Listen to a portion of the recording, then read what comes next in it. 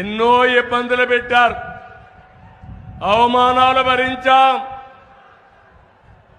ఎన్నో సమస్యలను ఫేస్ చేశాం. మిమ్మల్ని కాపాడుకోవడని నిద్రలేని రాత్రులు కూడా గడిపాం. కానీ ఈరోజు చెప్తున్నా, ఎన్డీఏ గెలుపుని ఎవ్వడు ఆపలేడు. ఇప్పుడే నరేంద్ర మోడీ గారు కూడా చెప్పారు, గెలుపు మనదే, డబుల్ ఇంజన్ సర్కార్, అవినీతి ప్రభుత్వం ఇంటికి. సైకో ఎక్కడికి పంపించాలో మీరే నిర్ణయించాలి. అంటే అధికారం ఉందని